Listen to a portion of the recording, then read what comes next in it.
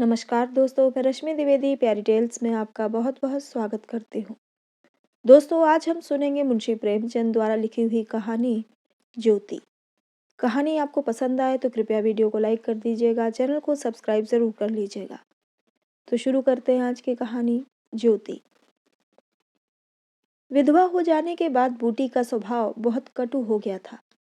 जब बहुत जी जलता तो अपने मृत पति को कोसती, आप तो सिधार गए, मेरे लिए ये जंजाल छोड़ गए। जब इतनी जल्दी जाना था तो ब्याह न जाने किस लिए किया। घर में भूनी भांग नहीं, चले थे ब्याह करने। वह चाहती तो दूसरी सगाई कर लेती। अहीरों में इसका रिवाज है। देखने सुनने में भी बुरी न थी। दो एक आदमी तैयार भी थे, लेकिन बूटी पतिव्रता कहलाने के मोह को न छोड़ सकी। और ये सारा क्रोध उतरता था बड़े लड़के मोहन पर, जो अब 16 साल का था। सोहन अभी छोटा था और मैना लड़की थी। ये दोनों अभी किसी लायक न थे। अगर ये तीनों ना होते तो बूटी को क्यों इतना कष्ट होता। जिसका थोड़ा सा काम कर देती वही रोटी कपड़ा दे देता। जब चाहती किसी के सिर बैठ जाती। अब अगर वह कहीं बैठ जाए तो लोग यही कहेंगे कि 3-3 बच्चों के होते इसे क्या सूझी। मोहन भरसक उसका भार हल्का करने की चेष्टा करता। गायों भैंसों की सानी पानी, दुहना मथना ये सब कर लेता, लेकिन बूटी का मुंह सीधा ना होता था। वह रोज एक न एक कुचड़ निकालती रहती और मोहन ने भी उसकी घुड़कियों की परवाह करना छोड़ दिया था। पति उसके सिर गृहस्थी का ये भार पटक कर क्यों चला गया, उसे यही गिला था। बेचारी का सर्वनाश ही कर दिया। न खाने का सुख मिला, न पहनने ओढ़ने का, न और किसी बात का। इस घर में क्या आई, मानो भट्टी में पड़ गई। उसकी वैधव्य साधना और अतृप्त भोग लालसा में सदैव द्वंद्व सा मचा रहता था, और उसकी जलन में उसके हृदय की सारी मृदुता जलकर भस्म हो गई थी। पति के पीछे और कुछ नहीं तो बूटी के पास 400-500 के गहने थे, लेकिन एक एक करके सब उसके हाथ से निकल गए। उसी मोहल्ले में, उसकी बिरादरी में कितनी ही औरतें थीं जो उससे जेठी होने पर भी गहने झमकाकर, आंखों में काजल लगाकर, मांग में सिंदूर की मोटी सी रेखा डालकर मानो उसे जलाया करती थीं। इसलिए अब उनमें से कोई विधवा हो जाती तो बूटी को खुशी होती, और ये सारी जलन वह लड़कों पर निकालती, विशेषकर मोहन पर। वह शायद सारे संसार की स्त्रियों को अपने ही रूप में देखना चाहती थी। कुत्सा में उसे विशेष आनंद मिलता था। उसकी वंचित लालसा जल न पाकर ओस चाट लेने में ही संतुष्ट होती थी। फिर ये कैसे संभव था कि वह मोहन के विषय में कुछ सुने और पेट में डाल ले। ज्यों ही मोहन संध्या समय दूध बेचकर घर आया, बूटी ने कहा, देखती हूं तू अब सांड बनने पर उतारू हो गया है। मोहन ने प्रश्न के भाव से देखा। कैसा सांड? बात क्या है? तू रुपया से छिप छिप कर नहीं हंसता बोलता, उस पर कहता है कैसा सांड? तुझे लाज नहीं आती? घर में पैसे पैसे की तंगी है, और वहां उसके लिए पान लाए जाते हैं, कपड़े रंगाए जाते हैं। मोहन ने विद्रोह का भाव धारण किया। अगर उसने मुझसे 4 पैसे के पान मांगे तो क्या करता? कहता कि पैसे दे तो लाऊंगा। अपनी धोती रंगने को दी, उससे रंगाई मांगता। मोहल्ले में एक तू ही तो धन्ना सेठ है, और किसी से उसने क्यों ना कहा? ये वह जाने, मैं क्या बताऊं। तुझे अब छैला बनने की सूझती है। घर में भी कभी एक पैसे का पान लाया? यहाँ पान किसके लिए लाता? क्या तेरे लिए घर में सब मर गए? मैं न जानता था तुम पान खाना चाहती हो। संसार में 1 रुपया ही पान खाने जोग है। शौक श्रृंगार की भी तो उम्र होती है। बूटी जल उठी। उसे बुढ़िया कह देना उसकी सारी साधना पर पानी फेर देना था। बुढ़ापे में उन साधनों का महत्व ही क्या, जिस त्याग कल्पना के बल पर वह स्त्रियों के सामने सिर उठाकर चलती थी। उस पर इतना कुठारा घात। इन्हीं लड़कों के पीछे उसने अपनी जवानी धूल में मिला दी। उसके आदमी को मरे आज 5 साल हुए। तब उसकी चढ़ती जवानी थी। 3 बच्चे भगवान ने उसके गले मढ़ दिए। नहीं, अभी वह है कै दिन की। चाहती तो आज वह भी ओट लाल किए, पाँव में महावर लगाए, अनवट बिछुए पहने मटकती फिरती। ये सब कुछ उसने इन लड़कों के कारण त्याग दिया, और आज मोहन उसे बुढ़िया कहता है। रुपया उसके सामने खड़ी कर दी जाए तो चूहिया सी लगे। फिर भी वह जवान है और बूटी बुढ़िया है। बोली, हाँ और क्या, मेरे लिए तो अब फटे चीथड़े पहनने के दिन हैं। जब तेरा बाप मरा तो मैं रुपया से 2 ही 4 साल बड़ी थी। उस वक्त कोई घर कर लेती तो तुम लोगों का कहीं पता न लगता। गली गली भीख मांगते फिरते। लेकिन मैं कहे देती हूँ, अगर तू फिर उससे बोला तो या तो तू ही घर में रहेगा या मैं ही रहूंगी। मोहन ने डरते डरते कहा, मैं उसे बात दे चुका हूँ अम्मा। कैसी बात? सगाई की। अगर रुपया मेरे घर में आई तो झाड़ू मारकर निकाल दूंगी। ये सब उसकी माँ की माया है। वह कुटनी मेरे लड़के को मुझसे छीने लेती है। राण से इतना भी नहीं देखा जाता। चाहती है कि उसे सौत बनाकर छाती पर बैठा दे। मोहन ने व्यथित कंठ में कहा, अम्मा ईश्वर के लिए चुप रहो। क्यों अपना पानी आप खो रही हो? मैंने तो समझा था 4 दिन में मैना अपने घर चली जाएगी, तुम अकेली पड़ जाओगी। इसलिए उसे लाने की बात सोच रहा था। अगर तुम्हें बुरा लगता है तो जाने दो। तू आज से यहीं आंगन में सोया कर। और गाय भैंसे बाहर पड़ी रहेंगी? पड़ी रहने दे, कोई डाका नहीं पड़ा जाता। मुझ पर तुझे इतना संदेह है? हाँ। तो मैं यहाँ न सोऊंगा। तो निकल जा घर से। हाँ, तेरी यही इच्छा है तो निकल जाऊंगा। मैना ने भोजन पकाया। मोहन ने कहा, मुझे भूख नहीं है। बूटी उसे मनाने न आई। मोहन का युवक हृदय माता के इस कठोर शासन को किसी तरह स्वीकार नहीं कर सकता। उसका घर है, ले ले। अपने लिए वह कोई दूसरा ठिकाना ढूंढ निकालेगा। रुपया ने उसके रूखे जीवन में एक स्निग्धता भर ही दी थी। जब वह एक अव्यक्त कामना से चंचल हो रहा था, जीवन कुछ सूना सूना लगता था। रुपया ने नव वसंत की भांति आकर उसे पल्लवित कर दिया। मोहन को जीवन में एक मीठा स्वाद मिलने लगा। कोई काम करना होता पर ध्यान रुपया की ओर ही लगा रहता। सोचता उसे क्या दे दे कि वह प्रसन्न हो जाए। अब वह कौन मुंह लेकर उसके पास जाए? क्या उससे कहे कि अम्मा ने तुझे मुझसे मिलने को मना किया है? अभी कल ही तो बरगद के नीचे दोनों में कैसी कैसी बातें हुई थी। मोहन ने कहा था, रूपा तुम इतनी सुंदर हो, तुम्हारे 100 ग्राहक निकल आएंगे। मेरे घर में तुम्हारे लिए क्या रखा है? इस पर रुपया ने जो जवाब दिया था वह तो संगीत की तरह अब भी उसके प्राण में बसा हुआ था। मैं तो तुमको चाहती हूँ मोहन, अकेले तुमको। परगने के चौधरी हो जाओ तब भी मोहन हो, मजूरी करो तब भी मोहन हो। उसी रुपया से आज जाकर वह कहे कि मुझे अब तुमसे कोई सरोकार नहीं है। नहीं, ये नहीं हो सकता। उसे घर की परवाह नहीं है। वह रुपनिया के साथ माँ से अलग रहेगा। इस जगह न सही, किसी दूसरे मोहल्ले में सही। इस वक्त भी रुपया उसकी राह देख रही होगी। कैसे अच्छे बीड़े लगाती है। कहीं अम्मा सुन पावें कि वह रात को रुपया के द्वार पर गया था तो परान ही दे दें। दे दें परान। अपने भाग को तो नहीं बखानती कि ऐसी देवी बहू मिली जाती है। न जाने क्यों रुपया से इतना चिढ़ती है। वह जरा पान खा लेती है, जरा साड़ी रंग कर पहनती है, बस यही तो। चूड़ियों की झनकार सुनाई दी। रुपनिया आ रही है। हाँ, वही है। रुपया उसके सिरहाने आकर बोली, सो गए क्या मोहन? घड़ी भर से तुम्हारी राह देख रही हूँ, आए क्यों नहीं? मोहन नींद का मक्कर किए पड़ा रहा। रुपया ने उसका सिर हिलाकर फिर कहा, क्या सो गए मोहन? उन कोमल उंगलियों के स्पर्श में क्या सिद्धि थी कौन जाने। मोहन की सारी आत्मा उन्मत्त हो उठी। उसके प्राण मानो बाहर निकलकर रुपया के चरणों में समर्पित हो जाने के लिए उछल पड़े। देवी वरदान के लिए सामने खड़ी है। सारा विश्व जैसे नाच रहा है। उसे मालूम हुआ जैसे उसका शरीर लुप्त हो गया है। केवल वह एक मधुर स्वर की भांति विश्व की गोद में चिपटा हुआ उसके साथ नृत्य कर रहा है। रुपया ने कहा, अभी से सो गए क्या जी? मोहन बोला, हाँ, जरा नींद आ गई थी रूपा। तुम इस वक्त क्या करने आई? कहीं अम्मा देख लें तो मुझे मार ही डालें। तुम आज आए क्यों नहीं? आज अम्मा से लड़ाई हो गई। क्या कहती थी? कहती थी रुपया से बोलेगा तो मैं परान दे दूंगी। तुमने पूछा नहीं रुपया से क्यों चिढ़ती हो? अब उनकी बात क्या कहूँ रूपा। वह किसी का खाना पहनना नहीं देख सकती। अब मुझे तुमसे दूर रहना पड़ेगा। मेरा जी तो ना मानेगा। ऐसी बात करोगी तो मैं तुम्हें लेकर भाग जाऊंगा। तुम मेरे पास एक बार रोज आया करो, बस, और मैं कुछ नहीं चाहती। और अम्मा जो बिगड़ेंगी तो मैं समझ गई तुम मुझे प्यार नहीं करते। मेरा बस होता तो तुमको अपने परान में रख लेता। इसी समय घर के किवाड़ खटके। रुपया भाग गई। मोहन दूसरे दिन सोकर उठा तो उसके हृदय में आनंद का सागर सा भरा हुआ था। वह सोहन को बराबर डांटता रहता था।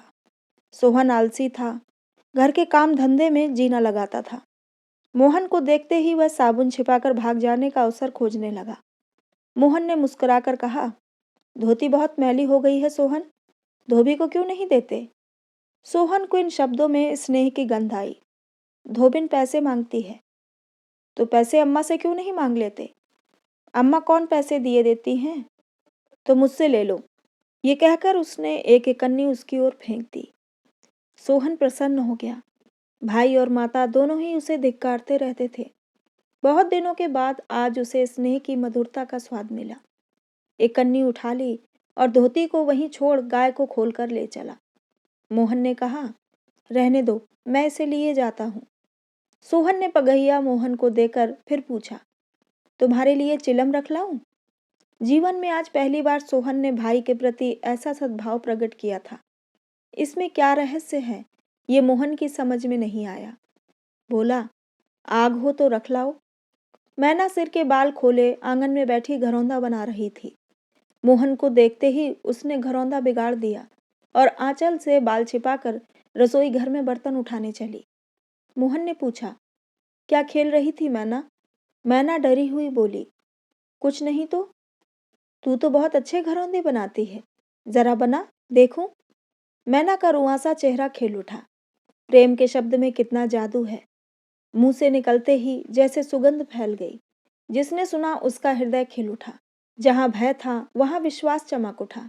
जहां कटुता थी वहां अपनापा छलक पड़ा। चारों ओर चेतनता दौड़ गई। कहीं आलस्य नहीं, कहीं खिन्नता नहीं। मोहन का हृदय आज प्रेम से भरा हुआ है। उसमें सुगंध का विकर्षण हो रहा है। मैना घरौंदा बनाने बैठ गई। मोहन ने उसके उलझे बालों को सुलझाते हुए कहा, तेरी गुड़िया का ब्याह कब होगा मैना?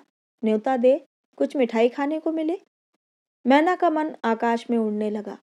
जब भैया पानी मांगे तो वह लोटे को राख से खूब चमाचम करके पानी ले जाएगी।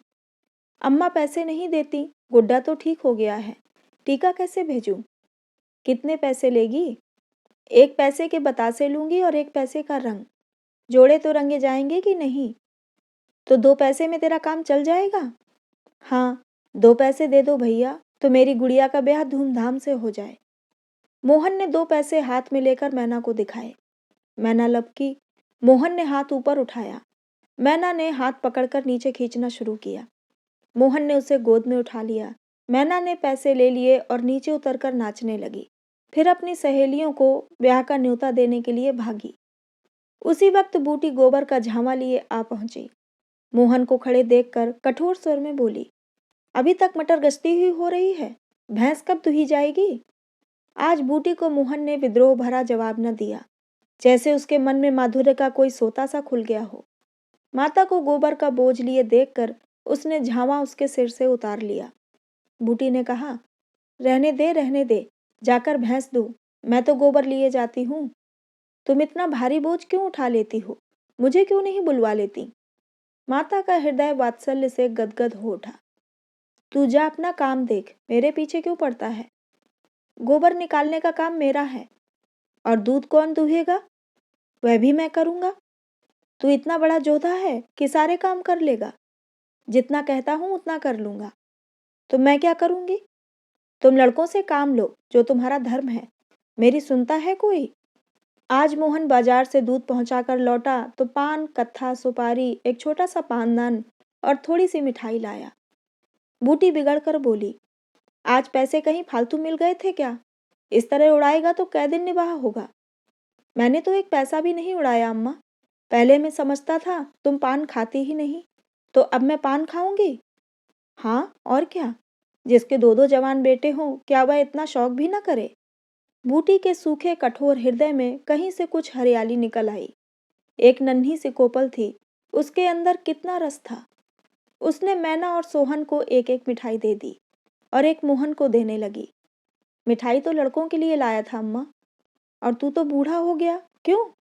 इन लड़कों के सामने तो बूढ़ा ही हूँ, लेकिन मेरे सामने तो लड़का ही है। मोहन ने मिठाई ले ली। मैना ने मिठाई पाते ही गप से मुंह में डाल ली थी। वह केवल मिठाई का स्वाद जीभ पर छोड़कर कब की गायब हो चुकी थी। मोहन को ललचाई आंखों से देखने लगी। मोहन ने आधा लड्डू तोड़कर मैना को दे दिया। एक मिठाई दोने में बची थी। बूटी ने उसे मोहन की तरफ बढ़ाकर कहा, लाया भी तो तू इतनी सी मिठाई, ये ले ले। मोहन ने आधी मिठाई मुंह में डालकर कहा, वह तुम्हारा हिस्सा है अम्मा। तुम्हें खाते देखकर मुझे जो आनंद मिलता है उसमें मिठास से ज्यादा स्वाद है। उसने आधी मिठाई सोहन और आधी मोहन को दे दी, फिर पान नान खोलकर आज जीवन में पहली बार उसे ये सौभाग्य प्राप्त हुआ। धन्य भाग की पति के राज में जिस विभूति के लिए तरसती रही, वह लड़के के राज में मिली। पानदान में कई कुल्हियां हैं और देखो तो 2 छोटी छोटी चिमचियां भी हैं। ऊपर कड़ा लगा हुआ है, जहां चाहो लटका कर ले जाओ। ऊपर की तश्तरी में पान रखे जाएंगे। ज्यों ही मोहन बाहर चला गया, उसने पानदान को मांज धोकर उसमें चूना कत्था भरा, सुपारी काटी, पान को भिगोकर तश्तरी में रखा, तब एक बीड़ा लगाकर खाया। उस बीड़े के रस ने जैसे उसके वैधव्य की कटुता को स्निग्ध कर दिया। मन की प्रसन्नता व्यवहार में उदारता बन जाती है। अब वह घर में नहीं बैठ सकती। उसका मन इतना गहरा नहीं कि इतनी बड़ी विभूति उसमें जाकर गुम हो जाए। एक पुराना आईना पड़ा हुआ था। उसने उसमें मुंह देखा। ओठों पर लाली है। मुंह लाल करने के लिए उसने थोड़े ही पान खाया है। धनिया ने आकर कहा, काकी तनिक रस्सी दे दो, मेरी रस्सी टूट गई है। कल बूटी ने साफ कह दिया होता, मेरी रस्सी गांव भर के लिए नहीं है, रस्सी टूट गई है तो बनवा लो। आज उसने धनिया को रस्सी निकालकर प्रसन्न मुख से दे दी और सद्भाव से पूछा, लड़के के दस्त बंद हुए कि नहीं धनिया? धनिया ने उदास मन से कहा, नहीं काकी, आज तो दिन भर दस्त आए, जाने दांत आ रहे हैं। पानी भर ले तो चल जरा देखूं, दांत ही है कि कुछ और फसाद है? किसी की नजर वजर तो नहीं लगी? अब क्या जाने काकी, कौन जाने किसी की आंख फूटी हो।